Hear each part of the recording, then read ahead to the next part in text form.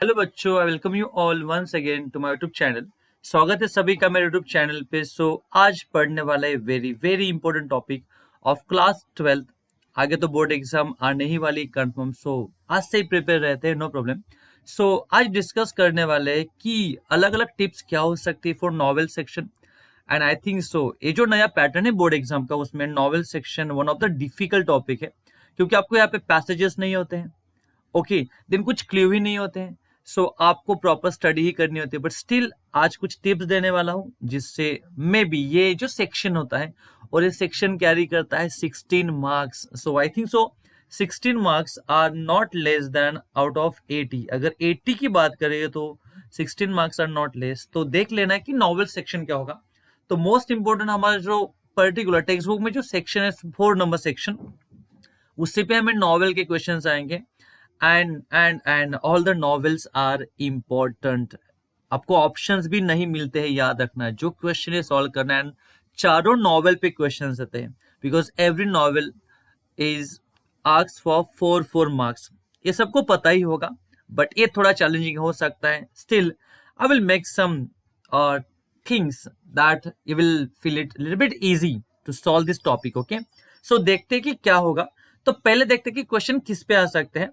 Questions होंगे theme पे, then plot पे होंगे, character, setting and conflict. Okay, और एक होता है लैंग्वेज, और ये तो आपने कहीं तो देखा ही होगा। यस, हिस्ट्री ऑफ नॉवेल जो आपका फर्स्ट नॉवेल है गाइस 4.1, उसमें ये सब आते हैं। क्या बता सकते हो ये क्या है? Yes, these are the elements of novel. आपको क्वेश्चन आ सकते हैं बेस्ड ऑन थीम। तो क्या करते हैं देखो, कि आपको थीम जो है ना, हर एक नॉवेल की थीम, मतलब second number, third number and fourth number जो नॉवेल है उनकी थीम आपको प्रॉपरली माइंड में रखनी है, याद रखना है। Okay, then plot. प्लॉट मतलब जो अलग अलग इवेंट्स होते हैं। ओके, वो इवेंट्स आपको समझने, इवेंट्स पे भी क्वेश्चन आ सकते हैं और आते हैं। देन हर एक नॉवेल में कुछ कैरेक्टर्स है, हर एक नॉवेल में कुछ कैरेक्टर्स है। ओके, लाइक सेकेंड हो, थर्ड हो या फोर्थ हो, हर एक नॉवेल में कुछ कैरेक्टर्स है। तो उन कैरेक्टर्स के बारे में इंफॉर्मेशन कलेक्ट करो एंड साइड में लिख लो। ओके, वो आपके लिए बेटर होगा। जैसे सेकंड नॉवेल है to sir with love. Okay, उसमें ब्रेथवेट है the narrator, then you know Denham, miss Joseph, ऐसे कुछ कैरेक्टर्स है।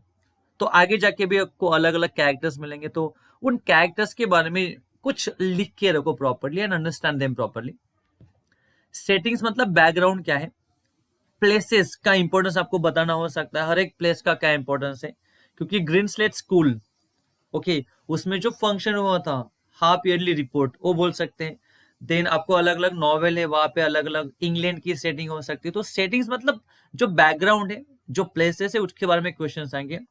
कॉन्फ्लिक्ट मतलब जो ऑपोजिट पार्टीज होती है, like you can say the heroes and the villains, उनको हम लैंग्वेज में बोलते हैं, लाइक नॉवेल सेक्शन में बोलते हैं, नॉवेल के कंसेप्ट में हम बोलते हैं कि प्रोटैगोनिस्ट एंड एंटागोनिस्ट। तो उनमें जो ऑपोजिट फोर्स में जो कॉन्फ्लिक्ट होता है, जो यू कैन से कंट्रोवर्सीज होती है, उसको हम कॉन्फ्लिक्ट बोल सकते हैं। तो उसमें भी क्वेश्चन आ सकते हैं। देख लेते हैं कि ओवरऑल पैटर्न क्या होगा नॉवेल का। It's very important.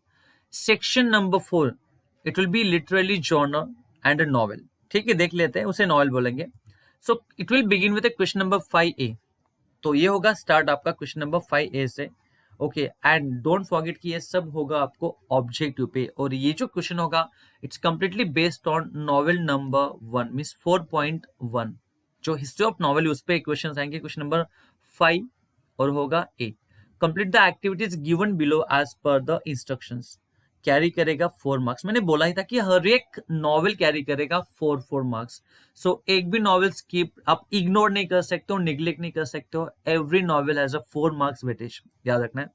Activities on history of novel, वही बोल दिया मैंने, यह भी सेम। हिस्ट्री ऑफ नॉवेल आपका फर्स्ट नॉवेल है, इस पे क्वेश्चन देखो क्या होंगे।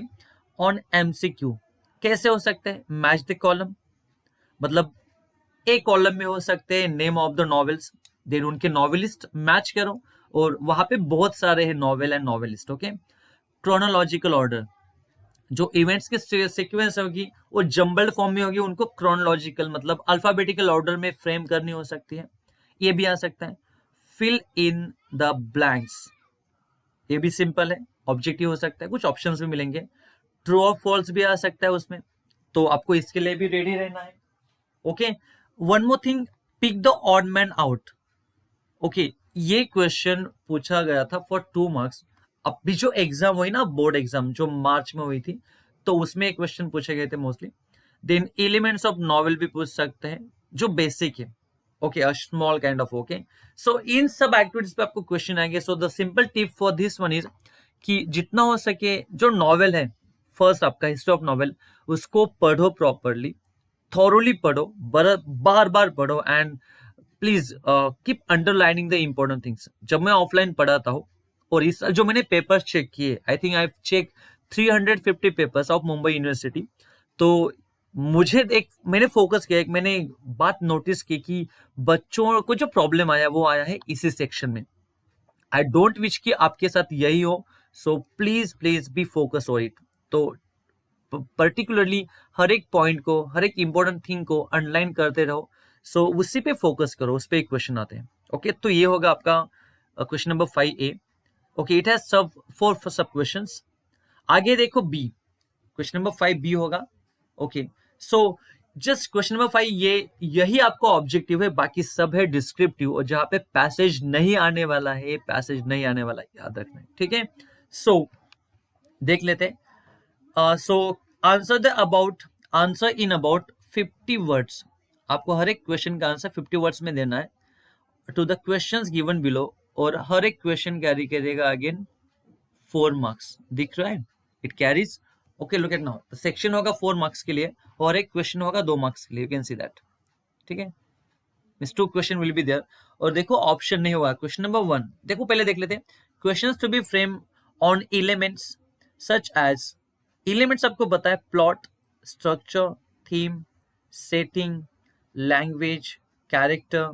तो मैंने अभी बोला था कॉन्फ्लिक्ट भी होता है, तो अलग अलग थिंग्स पे आ सकता है। तो आपको कुछ चीज डिस्क्राइब करने के लिए बोलेंगे, explain, compare two characters, contrast, दोनों में जो ऑपोजिशन है या कंट्रोवर्सी वो आपको डिस्कस करनी हो सकती है, name of any person, then आपको डिस्कस करना है on a particular theme, okay, on a particular character as well. तो कुछ भी क्वेश्चन आ सकता है। So simple thing is that, यहाँ पे ये क्वेश्चन होंगे नंबर 1, डिस्क्राइब, एक्सप्लेन, कुछ भी हो सकता है। आगे होगा इलिस्ट्रेट। इलिस्ट्रेट और इंटरप्रेट का मीनिंग वही होता है, to understand and explain. Narrate मतलब आपको बताना है, जस्टिफाई करना है, फाइंड करना है, आइडेंटिफाई करना है। सो ओवरऑल आपको इस सब अलग अलग जो एलिमेंट्स है, प्लॉट, स्ट्रक्चर, सेटिंग, जो भी हो सकता है, उन पे क्वेश्चंस आएंगे, और आपको बोलेंगे कि ऐसे करो डायरेक्टली। अभी जो क्वेश्चन पेपर था लास्ट बोर्ड एग्जाम का, उसमें क्वेश्चन जैसे एक्सपेक्टेड थे वैसे नहीं आए, घुमा फिरा के पूछे गए थे। So unless you have a thorough reading of every kind of a novel, so you will not be able to, otherwise you will not be able to tackle them properly। तो आपको प्रॉपरली देखना है और ये सब discuss करना है, याद रखना है। आगे देखते हैं क्वेश्चन नंबर 5C। ओके, तो ये होगा based on novel number 3, novel number 3 पे होगा। ओके, याद रखना है properly. Around the world in 80 days, again 50 words में आपको क्वेश्चन आंसर लिखने हैं। Question to be frame on element सर्च एज, वही वही, ये तो सेम रहेगा, चेंज नहीं होने वाला है। वही, अगर वहां पूछ लिया कैरेक्टर स्केच, यहाँ पे लैंग्वेज पे पूछ लेंगे, आगे जाके आपको प्लॉट पे पूछ लेंगे, सेटिंग पे पूछेंगे, बट आपको हर एक एलिमेंट्स के साथ रेडी रहना है। अगेन देखो वही है, डिस्क्राइब करना है, एक्सप्लेन करना है, कंपेयर करना है, कॉन्ट्रास्ट, नेम, डिस्कस। ओके, देखो इलिस्ट्रेट, इंटरप्रेट, नरेट। तो मुझे यही बोलना है, तो सिंपल टिप इज दैट कि unless you have a proper reading, एक मूवी अगर हम देखते हैं, we are capable to answer every kind of a thing, because we watch the movie by heart, याद रखना है, ठीक है। सो यही मैं बोलता हूँ कि उस स्टोरी को एक प्रॉपरली फॉर अम्यूजमेंट पढ़ो, हर एक कंसेप्ट, हर एक थीम माइंड में रखो, हर एक कैरेक्टर को स्टडी करो, अलग अलग इवेंट्स को स्टडी करो, वहां पे जो सेटिंग्स है, जो प्लेसेस है, उनके बारे में पढ़ो। So you will be able to understand and also explain the answers properly. आप परफेक्टली लिख सकते हो, क्योंकि देखो 16 मार्क्स से हम रिस्क नहीं ले सकते हैं। देखो ये भी जो क्वेश्चन नंबर सी मतलब ऑप्शन है, look at here now. Question number 5C है, उसमें भी 4 मार्क्स आएंगे and every question will carry again 2 marks. तो यही मैं बताना चाहता हूँ कि आप इग्नोर नहीं कर सकते, याद रखना है। सो थॉरली रीडिंग करो प्रॉपरली, और don't worry, with important question answer मैं आता ही रहूंगा इस चैनल पे। Just don't forget to subscribe the channel if you are still new to this one, okay, याद रखना है। आगे बढ़ते हैं, question number 5D, again answer about 50 words. देखो अगेन 4 मार्क्स, ओके, ये होगा आपको। I think most of the student को पैटर्न पता नहीं होता है, ये हंसने वाली बात है। मोस्ट ऑफ द स्टूडेंट्स को पैटर्न पता नहीं होता है कि आने वाले कैसे क्वेश्चन है, ठीक है। अगेन देखो, प्लॉट, स्ट्रक्चर, थीम, सो यही कुछ होने वाला है सब कुछ। Again describe, explain, compare, contrast and much more, illustrate, interpret etcetera. So वही कुछ है सब कुछ। Just you must have a proper understanding and reading of all novels carefully. जब तक आप उनको केयरफुली रीड नहीं कर सकते, जब तक आप उनकी कंसेप्ट क्लियर समझ नहीं लेते हो, सो आई डोंट थिंक कि आप उसे टैकल कर पाओगे। वो 16 मार्क्स है, आप तो निग्लेक्ट भी नहीं कर सकते हो, याद रखना है। सो होप यू अंडरस्टैंड कि मुझे क्या बोलना है, and don't worry, I will provide you all the essential materials regarding the novel section, ठीक है right. So see you very soon with a new video, and please don't forget to subscribe the channel. Bye everyone, see you once again very soon with a new video guys, thank you very much.